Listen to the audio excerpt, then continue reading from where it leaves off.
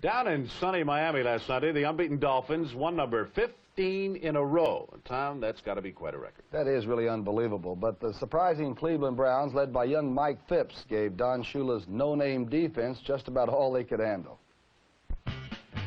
Against a background of blue skies, Miami's Orange Bowl was the setting for the undefeated Dolphins to play Nick Skoric's surprising Cleveland Browns. Miami coach Don Shula might have been haunted by the specter of past games against these Browns. The only time Miami met Cleveland was Shula's first year, and the Browns shut him out 28-0. With Baltimore in 1968, the only loss was to the Browns. And in 1964, the Colts were shut out 27-0 in the championship game. The Cleveland Browns are happy to be here at all. They lost all 6 of their preseason games and floundered disastrously the first half of the season. But they pulled together, and in a great team effort, won 8 of their final 9 games, 10 in all, for the wild card berth in the AFC. This man, Mike Phipps, has been the reason. One of the ironies of this playoff game is that it was the draft rights to Phipps that Cleveland obtained in return for Paul Warfield, one of the most gifted receivers ever to play football. It was one of the biggest, most daring trades ever in the NFL, and it is now paying off for both teams.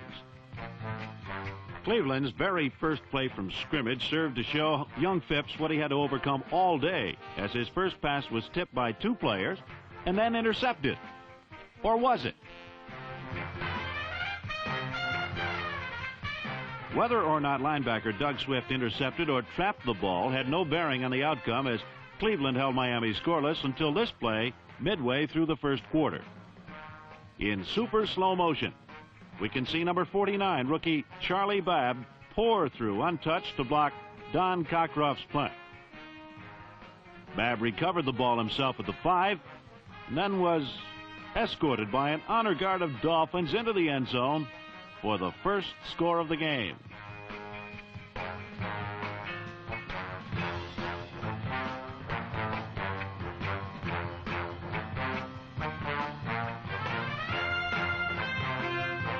This touchdown was important because both clubs agreed that if Miami scored first, a Cleveland comeback would be nearly impossible, considering the Dolphins' record-breaking ground game, which was capable of controlling a game. But so far, the tenacious Cleveland defense had stopped Larry Zonka and Mercury Morris, and it wasn't until Miami sprung Paul Warfield on an end around that the Dolphins had any success on the ground.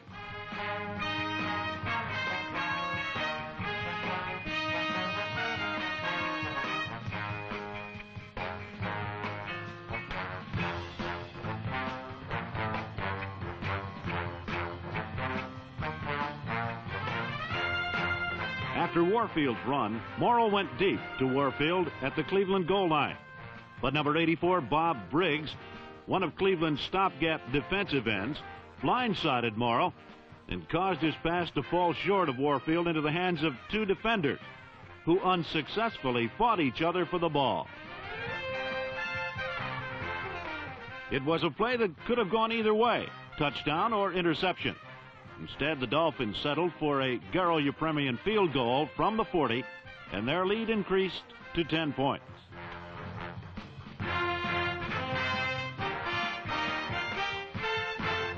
Here at the end of the first quarter, the Cleveland offense got going for the first time. Bo Scott exploded on runs that took the ball into Dolphin territory.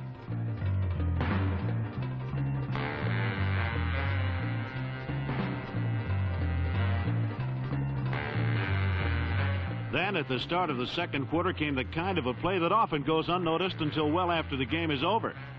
Mike Phipps drilled a perfect pass to Frank Pitts, who had beaten the zone.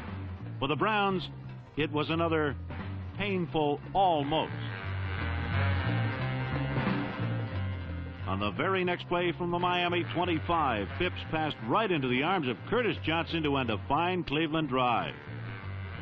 This was only one of 5 interceptions Miami's famed no-name defense would get today.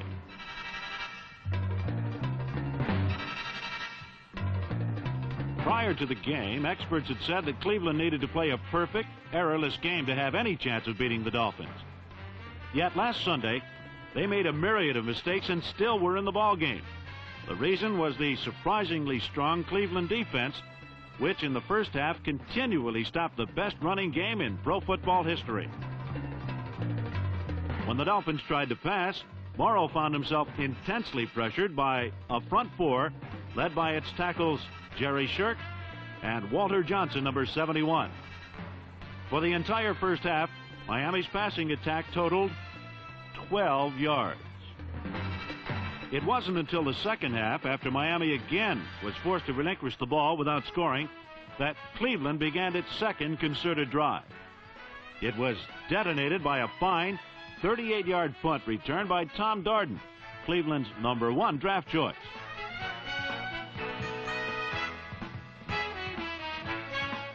Then, with a pump to his backs that pulled in the right linebacker, Mike Phipps found tight end Milt Morin for 21 yards to the Miami 23.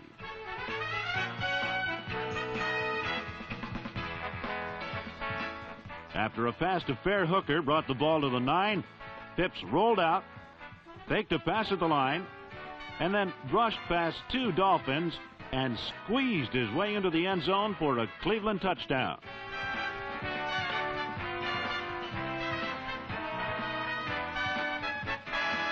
At the start of the final period, Miami added a field goal, and Cleveland, now trailing by 6, 13-7, began another long drive, spearheaded by the passing of Mike Phipps and the running of bruising Bo Scott.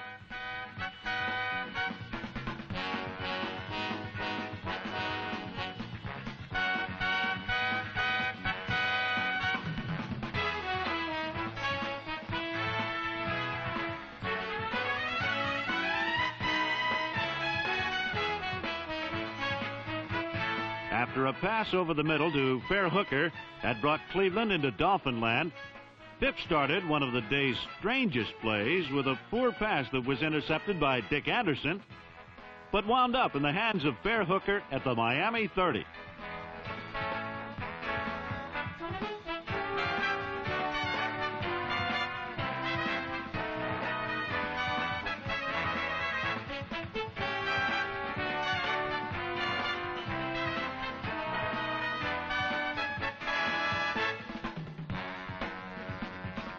Another surprise in this game was the fine showing of the Browns' offensive line that gave Phipps excellent protection for most of the game. But one play after the fumbled interception, Phipps stood his ground despite a hard rush by number 84 Bill Stanfill, and it paid off with a touchdown to Fair Hooker all alone at the goal line.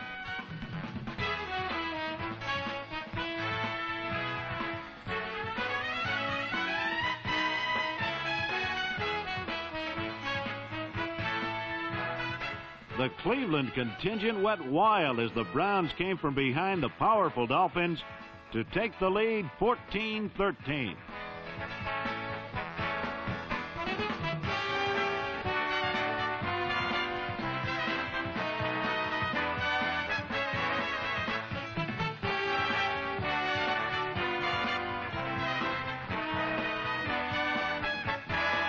But there was still 8 minutes to go, and Miami, led by Paul Warfield, had it when they needed it most.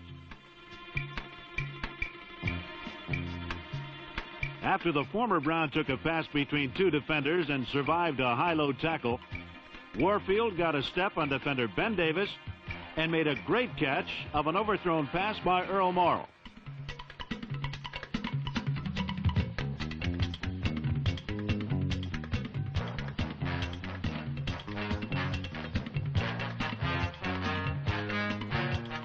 After an interference call on a pass intended for Warfield at the Cleveland goal line, Jim Kick atoned for an earlier fumble by crashing through the Cleveland defense for the score that put Miami ahead for good.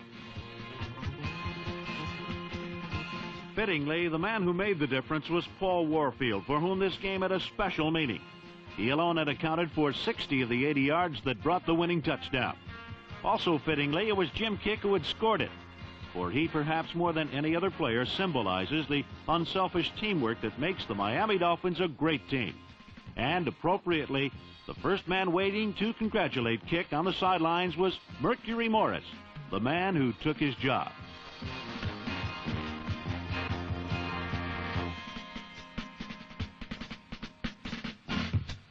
Now, as Cleveland coach Skorich watched with impending doom, Cleveland put together a final effort and drove deep into Dolphin territory with less than a minute remaining.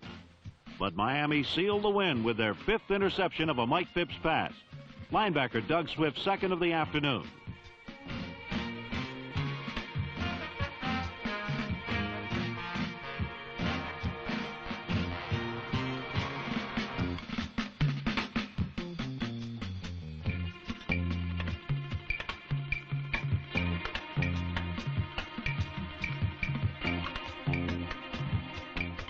The Browns and Mike Phipps had nearly pulled off the upset of the year.